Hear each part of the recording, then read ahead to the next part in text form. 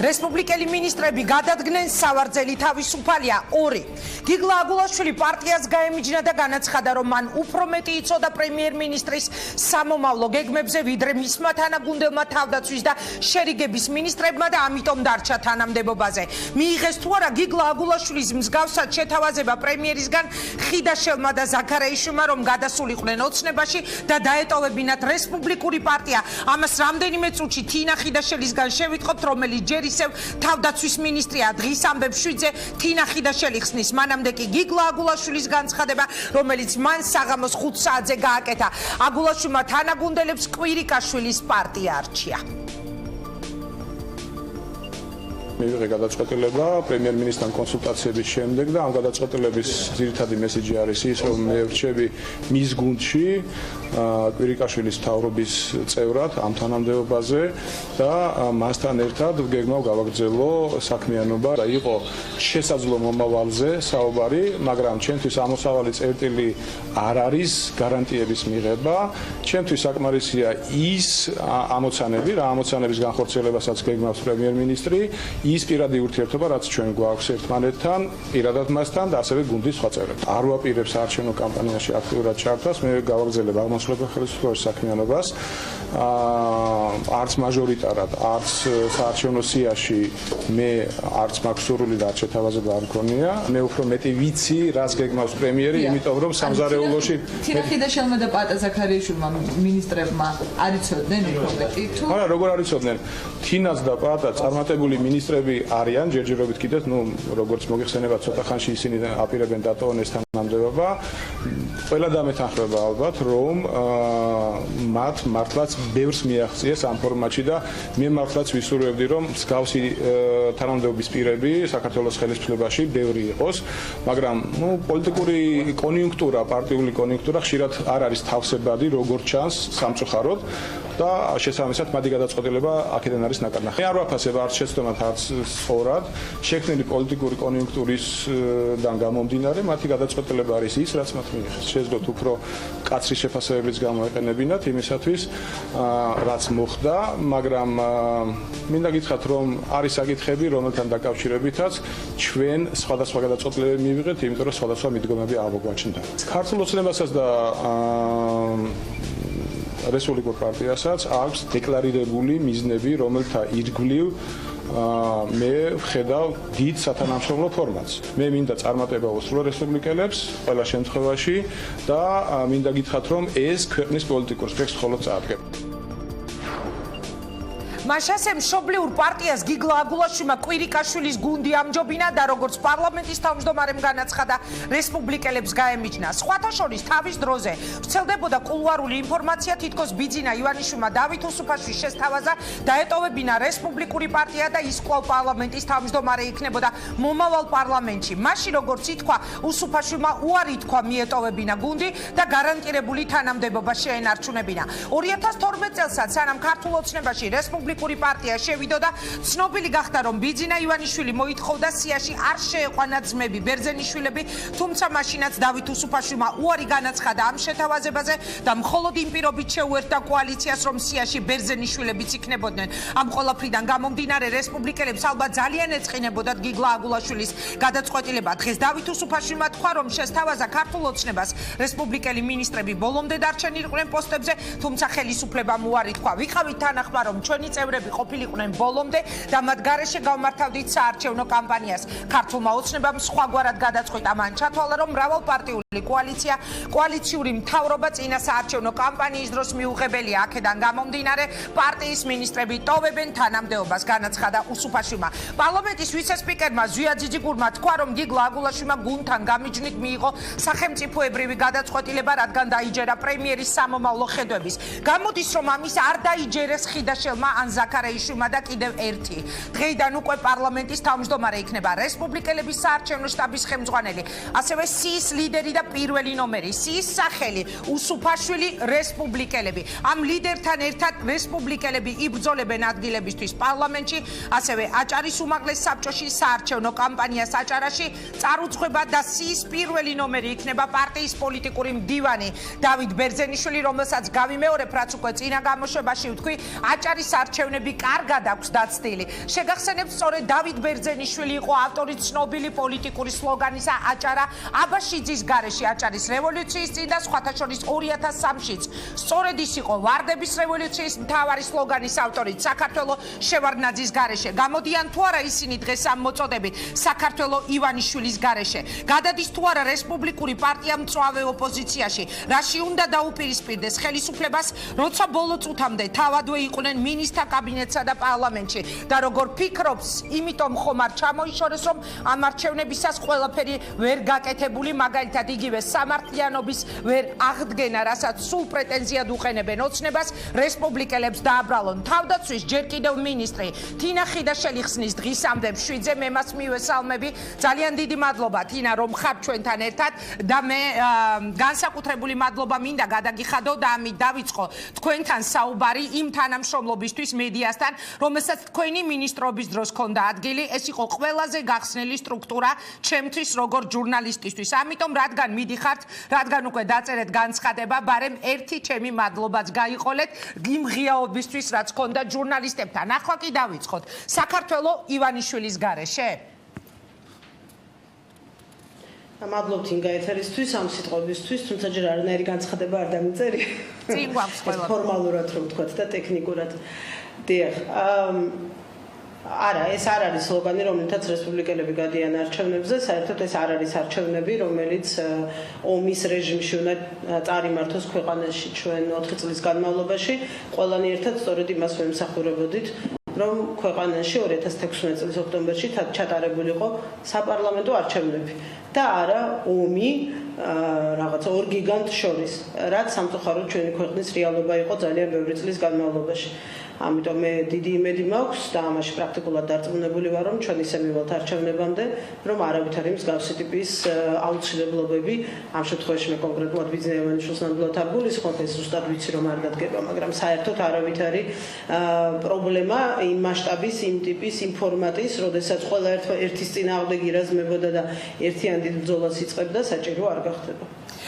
მას რა შეაპირებთ, რომ დაუპირისპირდეთ, როგორ აპირებთ, რომ ოპოზიციის ფუნქცია შეითავსოთ, თუ კი მთელი ამ წლების განმავლობაში თქვენ გეკავათ წამყვანი პოზიციები, როგორც პარლამენტში, ასევე საქართველოს მთავრობაშიც. რა შეაპირებთ ოპონირების გაწევას ოცნებისთვის?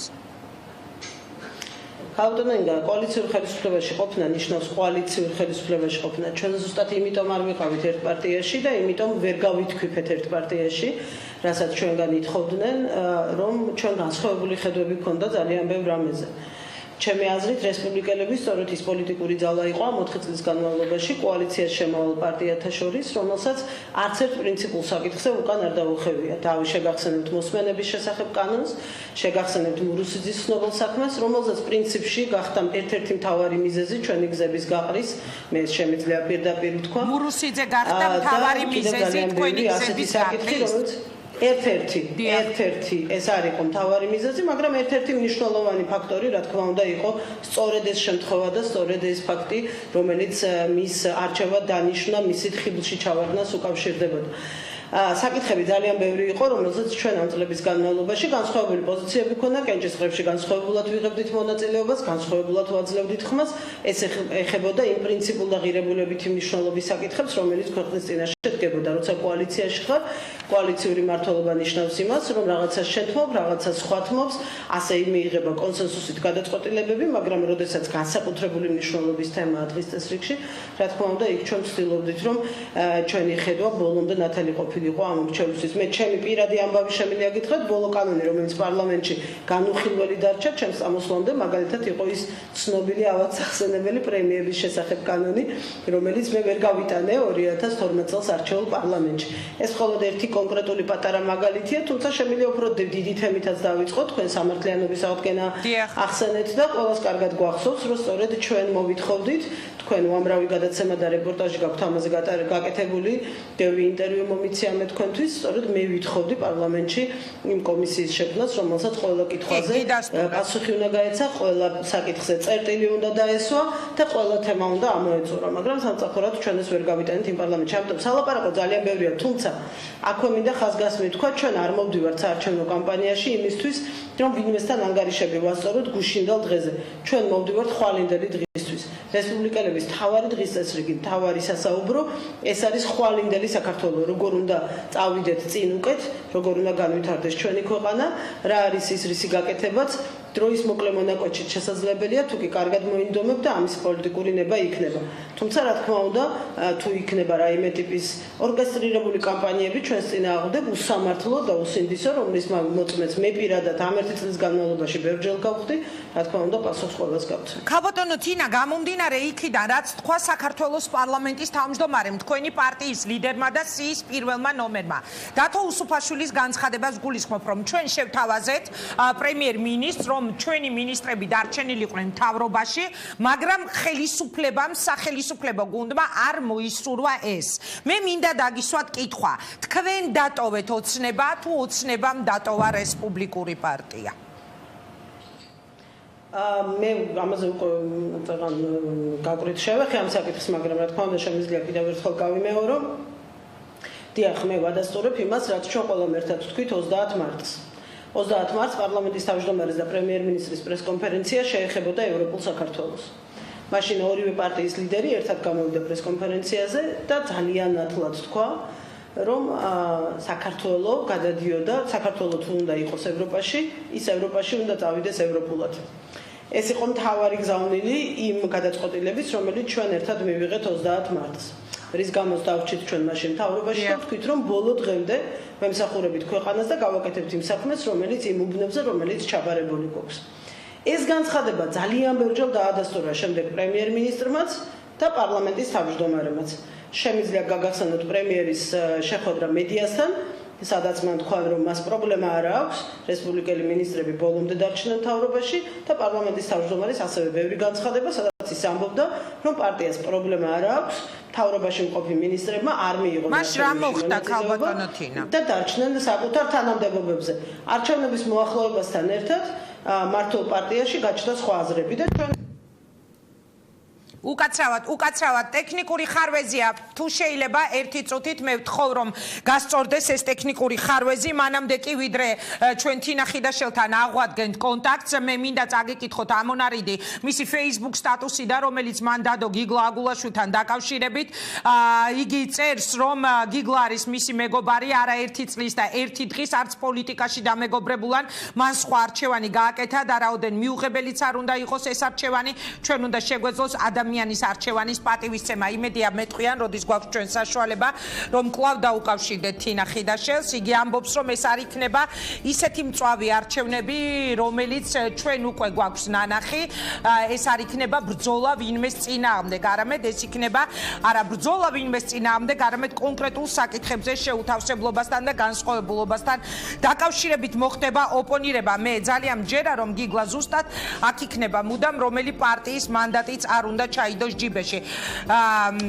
ეს თინა ხიდაშელის Facebook სტატუსია, რომელიც მან სულ ცოტა ხნის წინ დადო საკუთარ გვერდზე. გაწყდა სამწუხარო ტექნიკური ხარვეზია ჩვენს ეთერში, გაგვიწყდა ჩართვა დღის ყველაზე მნიშვნელოვან სტუმართან. მე არ ვიცი გვაქვს თუ არა ჩვენ საშუალება, რომ მას დაუკავშირდეთ. თინა არის ისევ პირდაპირ ხაზზე, გესმით ჩვენი? რეკლამას გამოვაცხადებ. გესმით, დიახ, უკაცრავად. ქაბატონო თინა, გაწყდა წეგან საუბარი თქვენთან, თქვენ ლაპარაკობდით იმაზე, ვინ დატოვა და უკაცრავად დიდი ბოდიში კიდევ ერთხელ. ხო არა, უშავს უბრალოდ ახალს არაფერს არ ვამბობდი, ბოლოს იმის თქმა მინდოდა, რომ ეს რასაც მე ვამბობ, ეხლა სიახლე არ არის, ჩვენ ბევრჯერ მოვისმინეთ პარლამენტის უმრავლესობის წევრების მიერ გახმაურებული ამბები, ასევე რამდენიმე მთავრობის წევრმაც გააკეთა ეს განცხადება, რომ მათ ვერ წარმოედგინათ კოალიციური მთავრობა წინა საარჩევნო კამპანიის დროს, ანუ ვერ წარმოუდგენიათ ის, რაც ძალიან ჩვეულებრივი ამბავია მთელ ცივილიზებულ სამყაროში. გასაგებია, ეს არის მათი არჩევანი, ბუნებრივია და ჩვენ არავითარი პრობლემა არ გვაქვს, რომ ამ არჩევანის მიხედვით ერთობით ვიმოქმედოთ. არც მინისტრობა ჩვენთვის ამოცანა და ესე რომ ყოფილიყო მე ხა მინისტრი ვიქნებოდი და აქედან არ მექნებოდა თქვენთან ჩართვა და არც მინისტრად არ ყოფნა.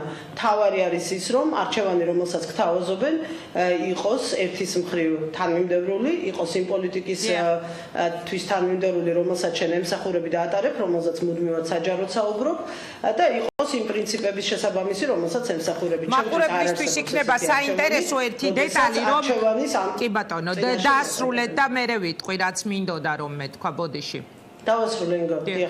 მაყურებლისთვის იქნება საინტერესო მე რომ დომოდა მინისტრობა აქედან არ ჩაგერთვებოი თუ ამ წუთებში თინა ხიდაშელი გვერთვება უკვე პარტიის ოფისიდან და არა თავდაცვის სამინისტროდან. ქალბატონო თინა, არსებობს ასეთი ინფორმაცია, რომ თავის დროზე ბიძინა ივანიშვილმა დათო უსუფაშვილს შესთავაზა დაეტოვებინა რესპუბლიკური პარტია, გადასულიყო ოცნებაში და ამ შემთხვევაში ის მომავალ პარლამენტში კვლავ იქნებოდა სპიკერი. დამიდასტურებ თუ არა ამ ინფორმაციას და აქვე ისე როგორც გიგლა აგულაშვილმა მიიღო პრემიერისგან შეთავაზება, მიიღეთ თუ არა თქვენს დაგეტოვებინათ რესპუბლიკური პარტია და გადასულიყავით ქართულ ოცნებაში. დათომ მე ვფიქრობ ამ თემაზე უკვე ილაპარაკა რამოდენიმე კარგი ხნის წინ, ამიტომ ამაში არაფერი სიახლე არ არის, მე ამაზე ბევრს არ ვილაპარაკებ, ამ თემებზე მას შეგიძლიათ ესაუბროთ და მისგან მიიღოთ პასუხები, არ იქნება სწორი ჩემი მხრიდან ამაზე საუბარი, მაგრამ მან ილაპარაკა რომ ქონდა ასეთი მე რაც არ უნდა ვთქვა ხო, გასაგებია. მაგრამ რაც შეეხება მეორე კითხვას, მე არ ამგონია ეხლა მნიშვნელოვანი იყოს თინა რაც იტყვის, ან პაატა რაც იტყვის. ჩემი აზრით, გიგლას გადაწყვეტილება პასუხი არის თქვენ კითხვას. კი, ეს თავისთავად მეტყველებს ამ კითხვაზე. მე რატომ გისვამთ, იცით, ამ შეკითხვას ძალიან უცნაური არის ბევრი პარტიისგან გამოარჩევს რესპუბლიკურ პარტიას ეს დამოკიდებულება, რაღაც ერთგვარი გუნდურობა.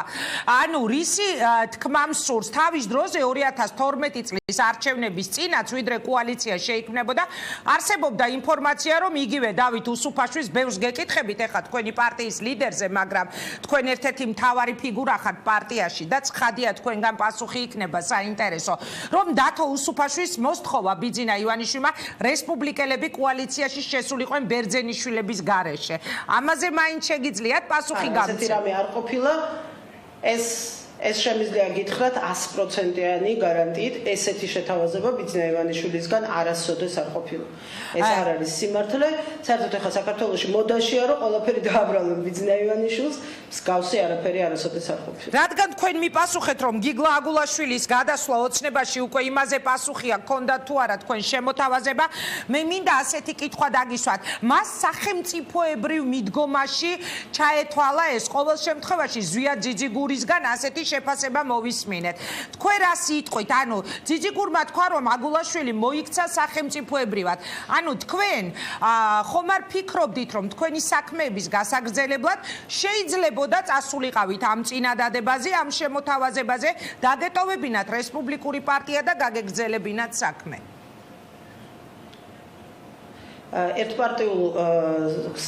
ერთპოლუსიან ერთპარტიულ ქვეყანაში სახელმწიფოებრივი საქმეები არ კეთდება. მე ძალიან მწუხარ ზვია ძიძიგურთან ნამდვილად მისი ახსნა ვიცი ზუსტად რომ არ მჭირდება და ძალიან სამწუხაროა, როდესაც ასეთი განცხადებები კეთდება, იმიტომ რომ აუცილებლად ავტომატურად მიჩნდება სურვილი ვკითხო მას, რომ რომელ მომენტში ჩემი ცხოვრების, პოლიტიკური ცხოვრების შემატყო, რომ რამე არასახელმწიფოებრივი იყო ჩემს საქმიანობაში. ერთპარტიული ქვეყანა სახელმწიფოდ არასოდეს არ ქცეულა არსად დედამიწის ზურგზე და ეს ვერც საქართველოში ვერ მოხდება. ჩვენ ეს გზა ბევრჯერ გავიარეთ და ყოველ ჯერზე როგორ დაგვიმთავრდა ძალიან კარგად ვიცით. ამ ქვეყანას 3 ლიდერი ყავდა დღემდე, 3 პრეზიდენტი ყავდა, 3 ხელისუფალი და ვიცით სამივემ როგორ დაამთავრა და ამის ერთ-ერთი მთავარი მიზეზი იყო ზუსტად სახელმწიფოს მონოპოლიზების მცდელობა. ამიტომ არ მივიღებ არც ერთ შენიშვნას ამ მიმართულებით ქვეყანა არ იგეგმება ერთი დღით და არ იგეგმება 2 თვით ან 3 თვით დღეიდან და 8 ოქტომბრამდე ქვეყანა იგეგმება გაცილებით უფრო გრძელვადიანად ჩემი ქვეყნის მომავალი თუ ევროპაშია მაშინ ეს ქვეყანა განწერულია დემოკრატიისთვის ერთპარტიული დემოკრატიები არ არსებობს მივიღეთ თქვენი პასუხი მე ერთი რამ მაინტერესებს ასევე თუ გქონდათ ამ განცხადებების წინ რაიმე კონტაქტი ბიძინა ივანიშვილთან და როგორ რის საუბარი გქონდათ იგივე პრემიერ-მინისტრთან რომელიც მინისტრთა კაბინეტის ხელმძღვანელია როგორ დაემშვიდობეთ ალბათ ოფიციალურად წინ გაქვთ დამშვიდობება მაგრამ როგორი იყო თქვენი ბოლო შეხვედრა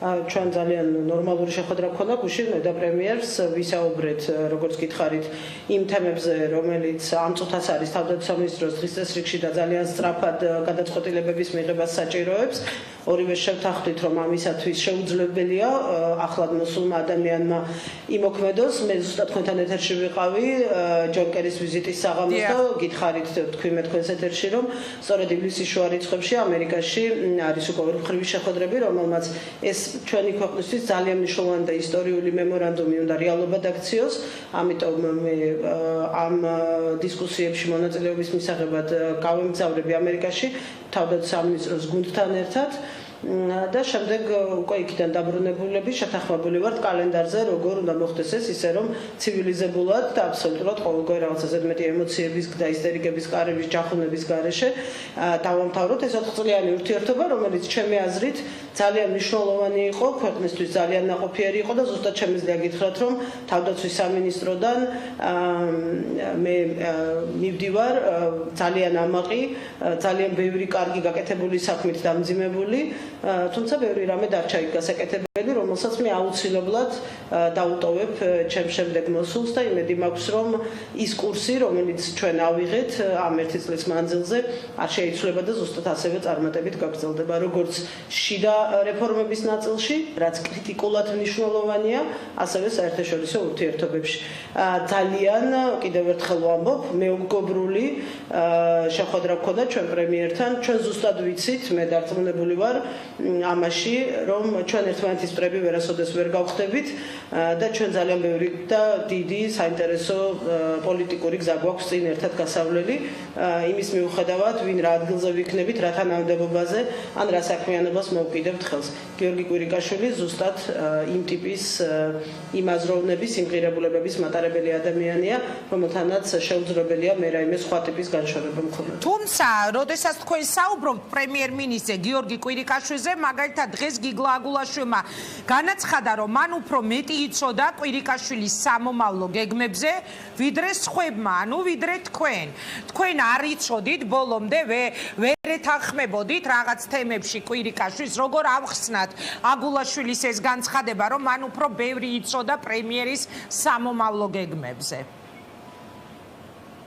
არ ვიცი ეს უნდა გიგლას კითხოთ ახლა მე მარჩელობას ვერ დავიწყებ იმან რამდენი სიტყვით მეტი იცოდა ან მე რამდენი სიტყვით მეტი ვიცოდი არ ვიცი ჩვენ სხვადასხვა რამეებზე გქონდა სხვადასხვა თემებზე ურთიერთობა პრემიერთან ამიტომ მე ახლა არ ვიცი გარემოს დაცვის მიმართულებით რა გეგმები აქვს პრემიერს და გარემოს დაცვის მინისტრს ამაზე მე ვერაფერს ვერ გეტყვით მე ვიცი ერთი რამე რომ კიდევ ერთხელ ვამბობ ჩვენი ქვეყნისთვის ჩვენ ქვეყანაში დემოკრატიის და სახელმწიფოებრიობის გადარჩენისთვის კრიტიკულად მნიშვნელოვანია მრავალპარტიულობა კრიტიკულად მნიშვნელოვანია დემოკრატიული მართლობა ამისთვის ვიბრძოლებთ რესპუბლიკელები ვიბრძოლებთ 8 ოქტომბრამდეც 8 ოქტომბერსაც საარჩევნო ყუთებთანაც და იმის შემდეგაც და მე დარწმუნებული ვარ ზუსტად ისე როგორც ყოველთვის იყო 65 წლის განმავლობაში ჩვენ ისე მოვლენების ეპიცენტრში ვიქნებით. ქალბატონო თინა, სად აპირებთ იყაროთ კენჭი, აპირებთ თუ არა მაჟორიტარობას და კონკრეტულად ლოკაციას ხომ ვერ დაგვისახელებთ, მაგალითად დავით უსუფაშვილმა უკვე დაასახელა იგი კვლავ საბურთალოს უმიზნებს და თქვენ რას აპირებთ? ნუ იქიდან გამომდინარე სახლში ისიყრის კენჭს მე ჯერ არ ვიცი. ანუ ჯერ არ ხარ ჩამოყალიბებული. ერთი კითხვა მინდა კიდევ რომ დაგისვათ. თქვენ მითხარით რომ ამ ქვეყანაში ყველაფერი ბრალდება ბიძინა ივანიშვილსო, მაგრამ თქვენ როცა მოდიოდით რა რეაქცია ქონდა მას, ხომ ვერ მოგვიყვებით, ვიცი რომ არ გიყვართ ეს კულუარული მე არ მისაუბრია ბიძინა ივანიშვილს. არასოდეს მას მერე რაც მიიღეთ ეს გადაწყვეტილება?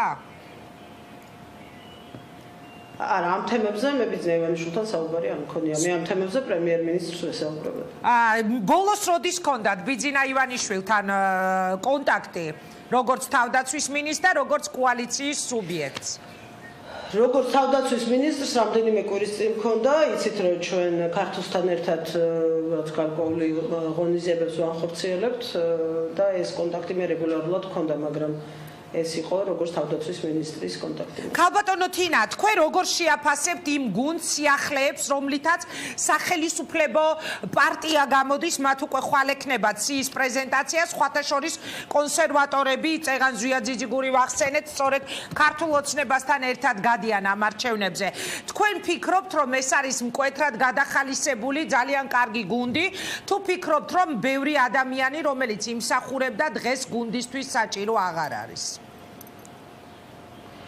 პირველ რიგში მე არ ვიცი ეს ხალხი ვინ არიან, ამიტომ ნახავთ ყველანი ერთად ხვალ და მეორე ეს არ არის ჩემი შესაძლებელი, ეს ამომრჩეველმა უნდა შეაფასოს.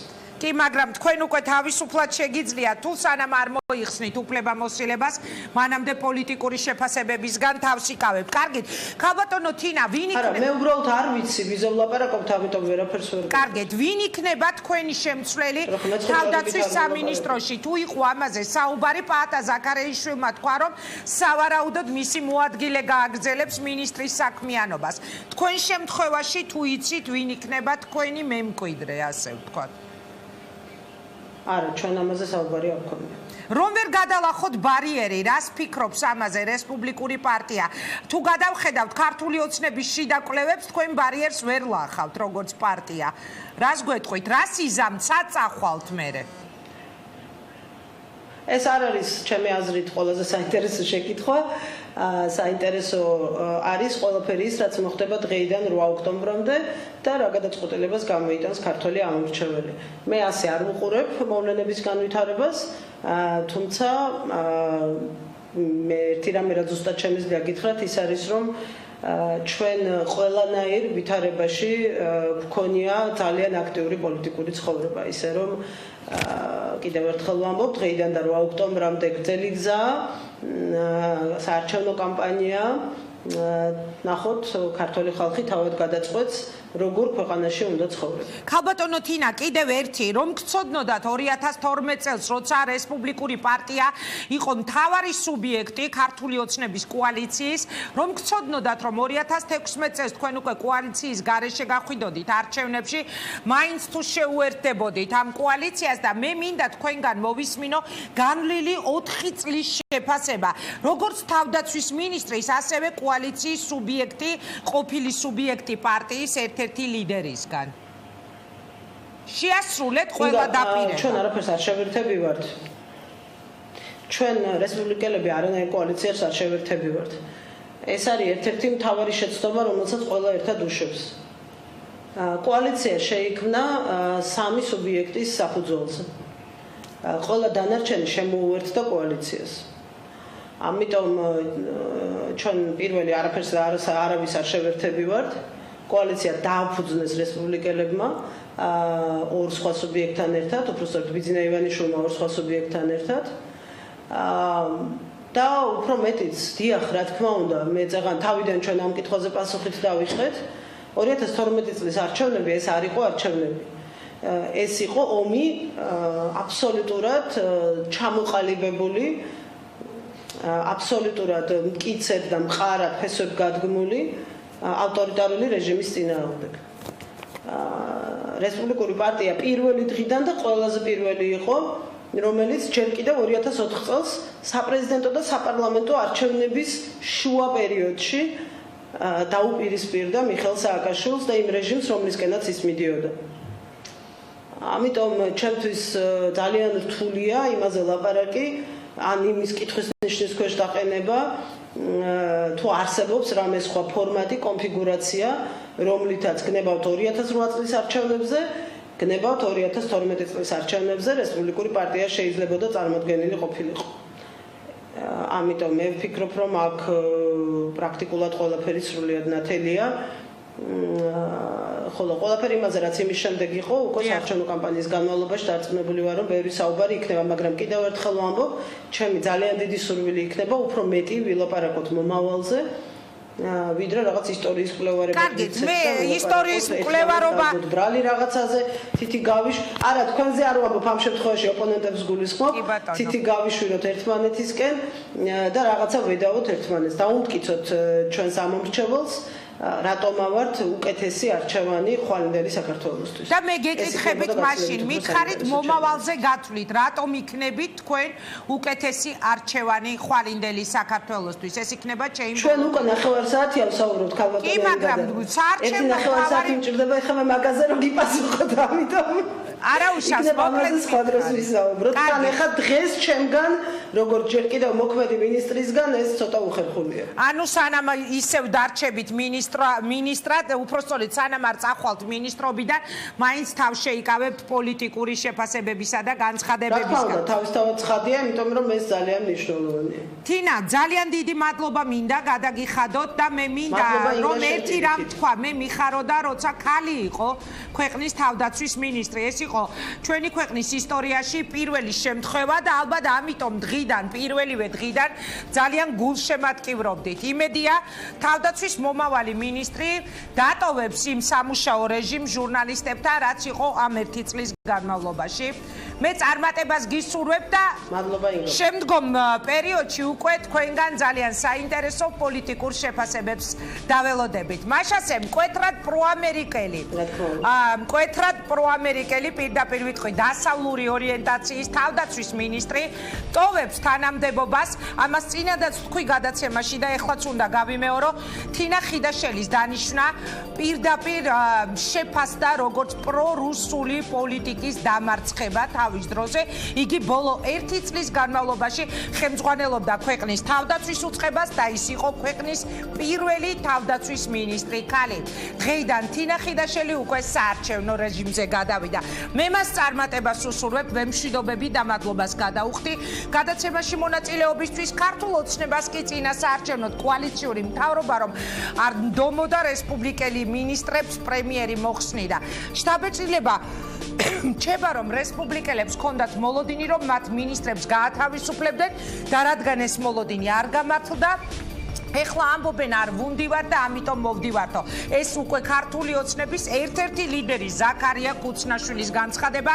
რეკლამის შემდეგ როგორ აფასებენ ქართულ ოცნებაში რესპუბლიკელების წასვლას ოპოზიციაში. მე შეგახსენებთ რომ რამდენიმე წუთის წინ ჰქონდათ თუ არა შეთავაზება აგულაშვილის მსგავსად უსუფაშვილს, ხიდაშელს და ზაქარეიშვილს რომ მათ დაეტოვებინათ რესპუბლიკური პარტია და შეერთებოდნენ ქართულ ოცნებას. თინა ხიდაშელმა ასეთი პასუხი გაგვცა გიგლა აგულაშვილის დარჩენა მთავრობაში უკვე თავისთავად პასუხიაო, ანუ მათ ჰქონდათ ეს შეთავაზება, მაგრამ რესპუბლიკელების ლიდერმა გუნდთან გამიჯვნაზე უარი თქვეს. რამდენიმე წუთში ვართ პირდაპირ ეთერში უკვე რეკლამის შემდეგ.